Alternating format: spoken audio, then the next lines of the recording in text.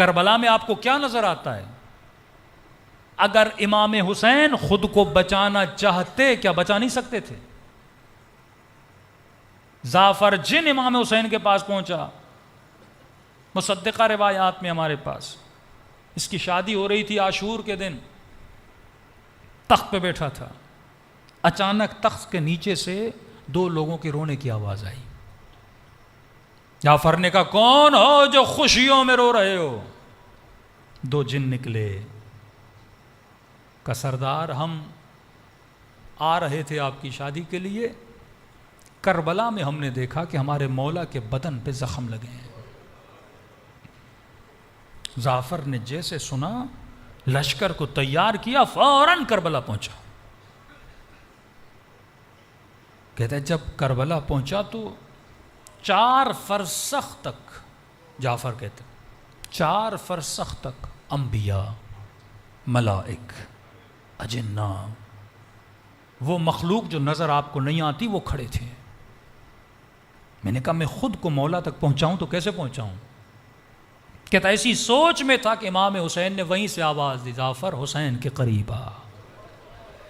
کہ جب مولا کے قریب گئے، میں نے کہا مولا اذن دیں، اجازت دیں، میں ان سب کو تہس نہس کر دوں۔ مولا فرماتے میں اجازت نہیں دے سکتا۔ کہ مولا کیوں؟ کہ خلاف عدل ہے جعفر، تو ان کو دیکھ رہا ہے وہ تجھے نہیں دیکھ رہے۔ کہ مولا انسانی بھیس میں آ کے کروں گا۔ کہ نہیں، اب حسین کا اس دنیا سے جی بھر چکا ہے، واپس چلا جاتا ہے۔ گھر آتا ہے تو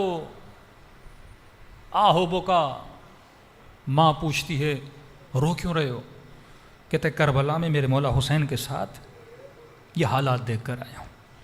اس وقت اس کی ماں جلال میں آتی ہے، کہتی ہے آگ کر دوں گی اگر حسین کی مدد نہیں کرو گے۔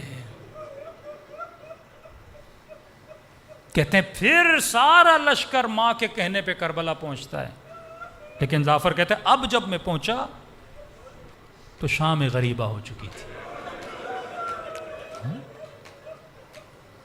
اگر حسین چاہتے، خدا گواہ ہے، کیا طاقت ولایت سے اس لشکر کو ایک بددعا دینے کی ضرورت تھی نا، لیکن وہ بقاء ذات کے لیے آئے نہیں۔ سیلفشنس کا جو تصور ہے یہ طاغوت کا تصور ہے۔ مطلب امریکہ خود کو بچانے کے لیے اسرائیل کو تباہ کرے گا، افغانستان کو تباہ کرے گا، پاکستان کو تباہ کرے گا، میں بچ جاؤں، میری بقا۔ حسین کہتے ہیں امت بچے، حسین جاتا ہے تو